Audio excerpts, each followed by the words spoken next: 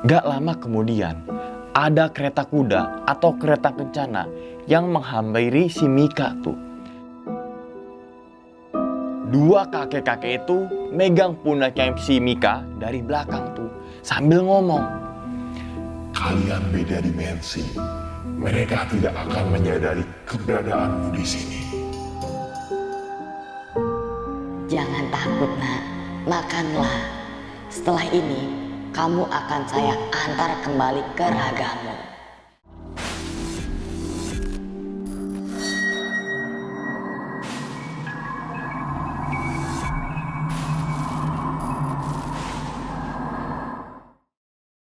Singkat cerita, di jam 11 malam, akhirnya mereka melanjutkan perjalanan lagi menuju ke pos berikutnya. Sambil berjalan, Mika berusaha menahan pusing yang dirasakannya tanpa bilang ke teman-temannya tuh. Tanpa bilang ke si Radit, tanpa bilang ke Mas Benny, maupun tanpa bilang ke si Vita. Di tengah-tengah perjalanan menuju ke Pasar Bubrah, tepatnya di Watu Gajah, tiba-tiba Mika ngeliat orang yang berpakaian serba hitam dan mukanya pucat sambil natap si Mika tuh. Di sini Mika teriak dan nutupin mukanya dan di belakang pundaknya si Benny gitu. Karena tingkah laku Mika ini aneh, Benny ini nanya, "Kamu kenapa, Dek? Ada yang ngeliat aku di sana, Mas?" Spontan mereka bertiga ini ngeliatin ke arah yang ditunjuk oleh si Mika tuh. Namun gak ada siapa-siapa dan gak ngeliat apa-apa. Nah, lalu Vita nyoba nenangin si Mika sambil meluk gitu. Gak ada apa-apa komit, yuk lanjut jalan lagi. Singkat cerita, mereka kembali melanjutkan perjalanan di gelapnya malam. Selama perjalanan ini, Mika ngegandeng tangannya si Vita. Karena perasaan Mika di kanan dan juga kirinya ada banyak mata yang lagi ngeliatin tuh. Sekitar 1 jam mereka berjalan. Akhirnya sampai di Pasar Bubrah di jam 12 malam. Menurut pandangannya si Mika, di Pasar Bubrah ini ada beberapa bangunan kayu seperti rumah adat Jawa kuno. Akhirnya Mika mengabaikan itu semua, teman-teman semua. Mungkin itu bangunan milik warga atau shelter yang sengaja didirikan di Pasar Bubrah ini.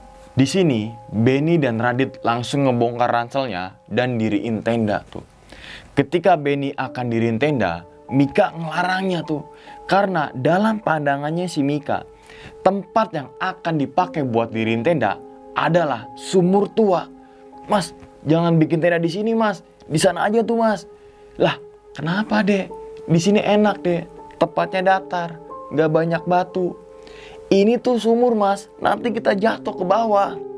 Mendengar perkataan dari si Mika, Benny, Radit, Vita kaget tuh bukan main, teman-teman semua.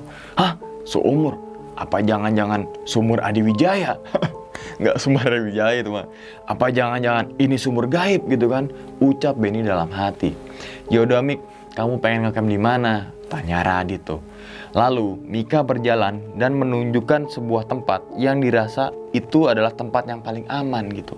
Akhirnya mereka berempat mendirikan tenda di tempat yang dipilih oleh si Mika.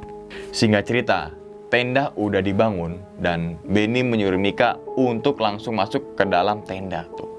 Sedangkan Benny, Radit, dan Vita sibuk masak di depan atau di daerah tenda gitu. Karena rasa penasaran, Benny ini nanya ke Vita tuh, teman-teman semua. "Vita, Mika kenapa sih?" "Aku nggak tahu, Mas. Dulu tetanggaku ada yang tiba-tiba bertingkah aneh seperti Mika, Mas. Dan dia juga sering ditampaki sosok yang nggak bisa masuk akal manusia, Mas. Menurut orang pinter mah, mata batinnya kebuka, Mas."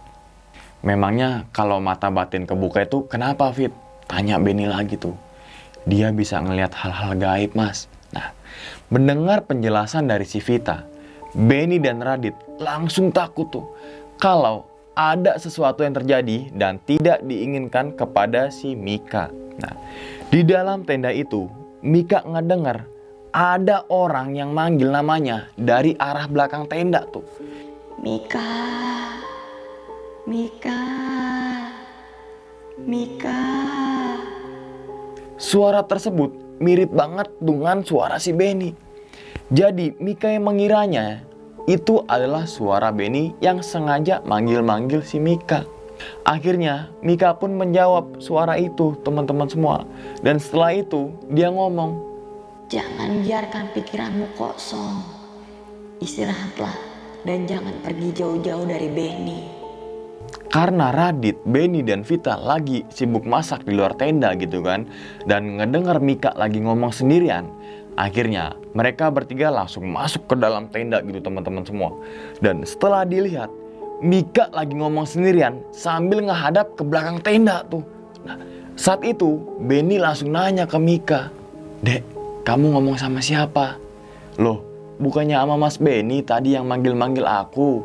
Jawab Mika dengan sedikit kaget. Kamu jangan ngarang deh.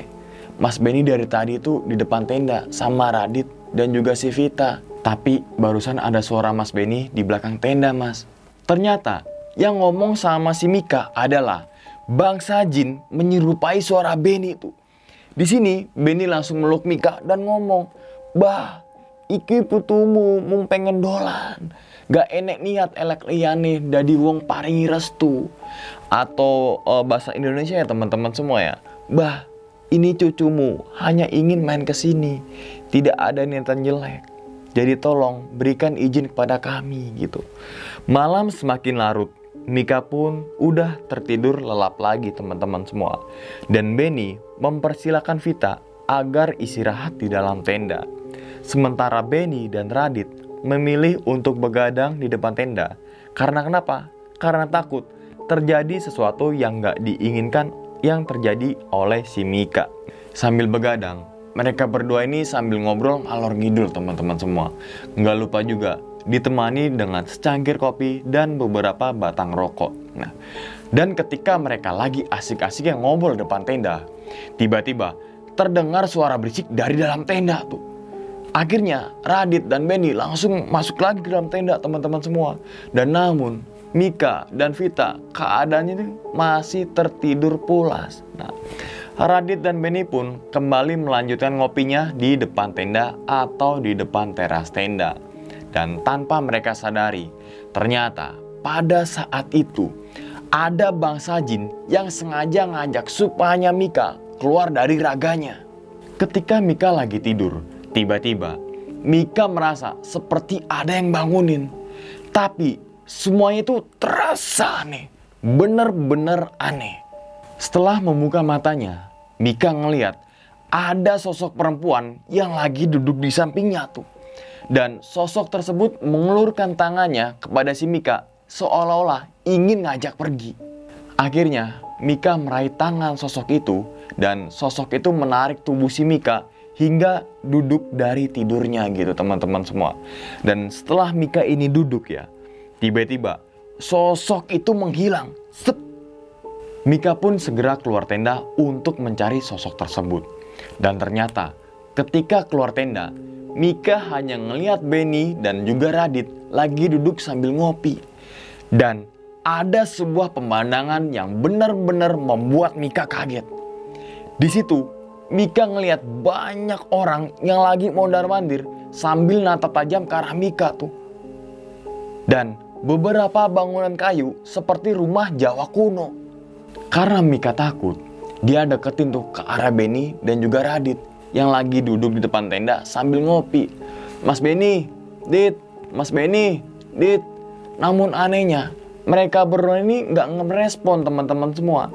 Seakan-akan tidak menyadari keberadaan Mika di sampingnya. Nah, gak lama setelah itu, Mika ngedengar ada suara dari arah belakangnya tuh. Kamu bisa melihat semuanya. Ikutlah denganku. Kamu akan baik-baik saja. Saat itu, Mika langsung lihat ke arah belakang tuh. Dan ternyata ada sosok wanita cantik bermahkota kerajaan. Dengan berpakaian kebaya berwarna hijau dan dihiasi bunga melati. Sosok wanita tersebut ngajak Mika untuk pergi ke sebuah tempat. Dan menuntun Mika ke sebuah istana yang sangat megah. Di sini Mika seakan-akan gak percaya dengan apa yang dilihatnya. Dan sosok itu ngomong, Ikutlah masuk denganku. Kamu akan lebih nyaman di dalam sana. Saat itu Mika benar-benar takut kalau sosok wanita ini akan mencelakai dirinya. Tapi di tengah ketakutannya, tiba-tiba ada 2 orang kakek-kakek yang menghampiri Mika dan ngomong, Jangan takut nak, masuklah. Akhirnya Mika pun masuk ke dalam istana bersama sosok wanita yang berkebaya hijau itu. Dan sesampainya di dalam istana, Mika kagum teman-teman semua. Karena di dalam istana itu, suasana itu sangat sejuk dan damai itu. Perlahan-lahan rasa takut Mika itu memudar. Nah, sosok wanita kebaya hijau itu berjalan menuju ke sebuah ruangan gitu kan. Dan duduk di sebuah kursi yang di sebelahnya terdapat 2 dayang-dayang. Setelah duduk, sosok wanita itu mempersilakan Mika untuk duduk di sampingnya. Kemari dan duduklah di sebelahku. Di sini, Mika diperlakukan layaknya seorang putri. Ketika Mika ini udah duduk, dia memberanikan diri untuk ngomong dengan wanita berkebaya hijau itu. Maaf, saya sedang berada di mana? Kamu lagi di istana. Sukmamu telah masuk ke alam gaib. Jangan khawatir. Jika waktunya, kamu akan kembali. Di sini, Mika langsung kaget setelah mendengar ucapan dari wanita berkebaya hijau itu. Dan Mika ini nanya, kalau boleh tahu, saya harus manggil Anda siapa? Panggil saja aku Nyai. Gak lama kemudian, Nyai itu manggil 2 orang untuk menghadapnya. Dan ternyata 2 orang itu adalah yang nyamperin Mika sebelum masuk ke istana tuh. Kedua kakek-kakek itu membawa keris di pinggangnya. Dan Nyai tersebut ngomong, Kamu pasti akan bosan jika di sini terus. Ikutlah dengan mereka. Mereka akan membawamu keliling istana. Mika pun mengangguk dan ikut dengan 2 orang kakek-kakek tersebut. Akhirnya mereka pun keliling istana yang sangat megah teman-teman semua. Dan setelah puas keliling istana, kedua orang kakek-kakek itu ngajak Mika untuk keluar istana. Dan ketika sampai di luar istana, ternyata rame banget layaknya desa. Gak lama kemudian, ada kereta kuda atau kereta kencana yang menghampiri si Mika tuh. Dan kedua kakek-kakek tersebut mempersilahkan Mika untuk naik. Di sini Mika nanya, kita mau kemana kek? Kita akan keliling desa ini sambil nunggu waktu kamu kembali. Akhirnya Mika pun masuk ke dalam kereta kencana. Kemudian disusul dengan 2 orang kakek-kakek tersebut. Setelah masuk, kereta kencana itu membawa Mika berkeliling desa. Saat keliling desa, Mika ini melihat ada beberapa bangunan rumah Jawa kuno gitu. Setelah itu, masuk ke sebuah pasar yang sangat ramai dengan meja yang tertata tuh. Dan dari kejauhan, Mika melihat Benny dan Radit lagi duduk berdua dan saling ngobrol tuh. Saat itu, Mika meminta untuk berhenti dan lari deketin Benny juga si Radit. Setelah Mika deketin Radit dan juga Benny, Mika ini ngomong, Mas Benny, Radit, ini aku Mika. Namun, Benny dan Radit gak merespon. Seakan-akan dia gak menyadari keberadaan si Mika. Nah, Mika ini gak tahu apa yang sedang terjadi pada dirinya. Lalu, 2 kakek-kakek itu megang pundaknya si Mika dari belakang tuh sambil ngomong, Kalian beda dimensi. Mereka tidak akan menyadari keberadaanmu di sini. tapi kek, aku pengen pulang ke alamku kek. Tenang saja nak, kamu pasti akan kembali. Tapi tidak sekarang. Aku mau sekarang kek. Belum bisa nak. Kalau kamu kembali sekarang, jiwamu akan terancam. Mika pun bingung dengan keadaan ini. Dan akhirnya Mika nurut dengan apa yang diucapkan kakek-kakek tersebut. Akhirnya Mika dan dua kakek-kakek itu naik lagi ke kereta kencana dan kembali ke istana. Sesampainya di istana, Mika disambut oleh dua dayang dan diantarkan masuk bertemu dengan si Nyai lagi. Nah, setelah bertemu dengan si Nyai, Mika dihidangkan makanan yang berupa buah segar seperti apel, pisang, jeruk, dan lain-lain. Sambil menyodorkan buah-buahan, Nyai ini ngomong, Jangan takut nak, makanlah. Setelah ini kamu akan saya antar kembali ke ragamu. Setelah Mika selesai makan buah-buahan yang diberikan oleh si Nyai, Nyai ini bilang lagi tuh, Sekarang ikutlah denganku. Aku akan mengantarkan kamu kembali ke ragamu. Akhirnya Mika pun jalan ngikutin Nyai ke suatu ruangan. Dan sesampainya di depan ruangan tersebut, ternyata sudah ada kereta kencana yang lagi nunggu tuh. Di sini Nyai dan Mika langsung naik ke kereta kencana tersebut. Dan Mika ini kaget karena yang mengendarai adalah Nyai seorang diri. Dan yang membuat lebih kaget lagi adalah kereta kencana yang dikendarai Nyai itu gak berjalan pada umumnya tuh. Yaitu mengendarinya kereta kencana sambil melayang alias terbang gitu. Gak lama setelah terbang naik kereta kencana, sampailah Mika dan Nyai di tempat Beni dan Radit yang masih asik ngobrol sambil minum kopi. Sebelum Mika turun, Nyai ini memeluk Mika dengan kasih sayang dan bilang, Mika, kamu adalah manusia yang baik nak. Kamu harus kembali ke ragamu. Nyai juga baik dan aku tidak akan pernah melupakan kebaikan Nyai. Perlahan, Nyai melepaskan Mika dari pelukannya sambil tersenyum tuh.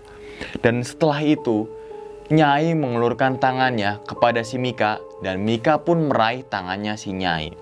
Setelah diraih, Nyai mendorong Mika hingga Mika ini terpental gitu. Nah, setelah terpental, Mika nggak ngelihat keberadaan Nyai lagi. Dan seketika itu, Mika terbangun dari tidurnya dalam keadaan kaget sambil manggil-manggil nama si Nyai. Nyai, Nyai, Nyai. Waktu sudah menunjukkan di jam 5 pagi. Beni dan Radit yang tadinya di luar tenda langsung masuk ke dalam tenda karena Mika teriak-teriakan sendiri. Dan ketika di dalam tenda, Beni dan Radit langsung nenangin keadaannya si Mika. Dek, tenang dek, kamu kenapa? Saat itu Mika masih terus-terusan manggil nama si Nyai hingga Vita terbangun dari tidurnya. Radit pun langsung ngambil botol minum dan setelah diminum oleh si Mika, dia sudah agak tenang dan gak manggil-manggil nama Nyai lagi. Akan tetapi badan Mika ini masih gemeteran tuh teman-teman semua gitu kan. Dan setelah keadaan Mika ini sudah tenang, Beni langsung megang tangannya si Mika dengan erat dan ngomong tuh, Dek, nyebut dek, nyebut. Kamu abis mimpi apa dek? Aku nggak apa-apa mas, aku nggak apa-apa. Di sini Vita sudah mengira kalau yang barusan dialami oleh Mika adalah nyata dan bukan mimpi. Akan tetapi Vita tidak menceritakan kepada si Beni dan juga si Radit. Lalu Beni dan Radit keluar tenda untuk bikin minuman hangat dan meminta si Vita untuk jagain si Mika. Ketika Vita lagi jagain Mika di dalam tenda, Vita ini nanya sambil bisik-bisik itu, Mika, kamu habis ngeliat apa tadi? Nyai Fit. Lah, Nyai siapa? Nggak tahu. Dia orangnya baik banget. Dia berkebaya hijau dan mengendarai kereta kuda. Saat itu Vita langsung kaget bukan main. Vita ingat tentang cerita di Gunung Merapi yang pernah didongengin oleh neneknya ketika Vita masih kecil atau ketika Vita masih SD. Nah, gak lama kemudian Beni ngasih teh hangat ke si Mika tuh. Dan di sini Beni memberikan arahan, habis sarapan kita langsung turun aja gak usah ke puncak. Enggak mas, enggak. Aku mau ke puncak. Aku udah sehat kok mas. Kamu yakin Mit? Yakin banget kok mas, ucap Mika sambil tersenyum. Karena sepertinya keadaan Mika ini udah membaik dari sebelumnya gitu kan.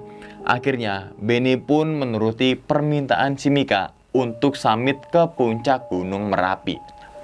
Di sini Mika langsung keluar tenda dan Mika kaget ngelihat keadaan sekitar.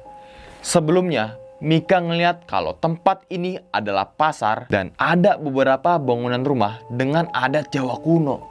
Namun sekarang menjadi gersang dan hanya ada beberapa batu besar yang menancap di tanah. Dan dalam pandangan si Mika sebelumnya, batu besar itu adalah lapak dari pedagang yang ada di area sini. Nah, Mika ini semakin yakin kalau apa yang dirasakannya semalam itu bukanlah mimpi. Akhirnya Mika mengabaikan semua kejadian tadi dan dilanjutkan masak bersama Benny, Radit, dan juga si Vita. Waktu sudah menunjukkan di jam 6 pagi. Setelah selesai sarapan, mereka berempat siap-siap untuk summit ke puncak Gunung Merapi. Dan di perjalanan menuju ke puncak itu ya, Mika terus kepikiran tentang sosok Nyai. Singkat cerita, sampailah mereka di puncak Gunung Merapi. Dan sesampainya di puncak, Mika terlihat sangat senang banget karena dia bisa melihat pemandangan di atas awan yang sangat indah. Dan ini adalah pemandangan terindah yang belum pernah dilihat Mika sebelumnya. Dan ketika di puncak Merapi itu, tepatnya di sela-sela awan, Mika ngelihat ada sosok Nyai lagi ngendarain kereta kencana seorang diri tuh. Dan Nyai tersebut terus-terusan ngiterin Gunung Merapi. Saat itu Mika teriak tuh, "Nyai, Nyai, Nyai." Namun sepertinya Nyai tidak dengar teriakan dari si Mika. Di sini Benny langsung kaget dan nanya tuh, "Dek, kamu manggil siapa? Ada Nyai terbang pakai kereta kencana tuh mas." "Nyai, jangan ngawur dek." "Enggak mas, beneran itu tuh mas, itu tuh," gitu kan. Dan di sini Benny benar-benar bingung atas perkataan dan tingkah laku dari si Mika. Dan Vita pun mengatakan sesuatu kepada si Benny. "Mika nggak apa-apa mas, dia cuma halusinasi aja." "Kamu yakin Mika nggak apa-apa Fit?" "Iya mas, yakin." Setelah puas di puncak Gunung Merapi, mereka berempat langsung turun menuju ke tenda yang berada di pos pasar Bubrah. Singkat cerita, sampailah mereka di tempat camp atau lokasi mendirikan tenda. Nah, mereka ini langsung beres-beres dan packing teman-teman semua. Ketika lagi sibuk-sibuk packing, dari kejauhan Mika ngelihat Nyai lagi berdiri sambil melambaikan tangannya tuh. Nah, tanpa disadari, Mika jalan ke arah Nyai yang lagi berdiri itu. Dan ketika akan sampai di tempat Nyai berdiri, Nyai mengelurkan kedua tangannya kepada si Mika seakan-akan ingin memeluk si Mika gitu. Saat itu Vita ngelihat Mika lagi jalan menjauh dari teman-temannya. Dan Vita ini ngasih tahu si Benny tuh, "Mas Benny, itu Mika mau kemana tuh mas?" Di sini Benny langsung lari gitu kan, menyusul Mika serta Radit dan juga si Vita tuh ikutan. Sesampainya di tempat Mika yang lagi jalan, Benny langsung narik tangannya si Mika dan bilang tuh, "Kamu mau kemana dek?" Spontan Mika ini kaget dan langsung ngeliat ke arah belakang. Dan setelah pandangannya diarahkan kembali ke arah Nyai, ternyata Nyai udah gak ada. "Dek, dengar mas Benny, kamu mau kemana?" "Tadi aku dipanggil Nyai mas, di situ tuh mas." "Nyai, Nyai siapa sih dek?" Di sini Benny ngajak Mika untuk kembali lagi ke tenda sambil digandeng tuh teman-teman semua. Akhirnya mereka berempat sampai di tenda lagi dan meneruskan packing serta segera turun menuju ke base camp. Namun sebelum meninggalkan pos pasar Bubrah, dari atas puncak Merapi, Mika ngeliat Nyai lagi tuh. Nyai itu lagi melambaikan tangannya dan mengucapkan selamat tinggal. Singkat cerita, sampailah mereka berempat di base camp. Setelah lapor dan beberes, mereka berempat langsung masuk ke dalam mobil dan pulang ke rumah. Nah, di pertengahan perjalanan pulang, saat di dalam mobil itu, Mika menceritakan tentang apa yang dialaminya kepada teman-temannya. Ternyata apa yang dilihat Mika itu beneran nyata dan bukan mimpi. Nah, menurut Vita nih ya, mata batin si Mika sempat terbuka dengan sendirinya saat tidur di pos 2 dan tertutup setelah Mika terbangun. Karena terbukanya mata batin si Mika ini, banyak banget jin yang pengen ngebawa si Mika masuk ke alam gaib tuh. Tapi beruntunglah Mika bertemu dengan sosok Nyai yang melindungi si Mika. Nah, dan alhamdulillah mereka berempat sampai di rumah dengan keadaan selamat dan tanpa ada kejadian-kejadian yang terus berlanjut gitu. Teman-teman semua ngopi dulu ya. Itu aja teman-teman semua pengalaman dari si Mika ketika melakukan pendakian Gunung Merapi pada tahun 2016. Apa sih hikmah yang bisa kita ambil gitu kan? Yang pertama adalah setiap gunung mempunyai roh dan jiwanya masing-masing. Gunung yang satu dengan gunung yang lain itu mempunyai sejarah yang berbeda gitu ya. Dan yang kedua adalah ketika kita hendak mendaki, usahakan pikiran kita itu harus positif dan jangan berpikir macam-macam. Apalagi sampai berbuat macam-macam. Nah, jadilah pendaki yang bijak, cerdas, dan juga bertanggung jawab. Dan bekali diri dengan ilmu pengetahuan basic saja minimal. Dan segala yang kita perbuat akan mendapat balasannya yang setimpal gitu. Dan itu aja dulu teman-teman semua ya, cerita dari si Mika bukan untuk nakut-nakutin teman-teman semua ketika melakukan pendakian ke Gunung Merapi ataupun pendakian ke gunung manapun. Tapi ambillah sisi positifnya dan buang sisi buruknya. Sekian aja dulu teman-teman semua pada video kali ini dan nantikan video-video gue berikutnya. Hal gaib itu muncul ketika sugesti kita buruk. Wassalamualaikum warahmatullahi wabarakatuh. Selamat beristirahat.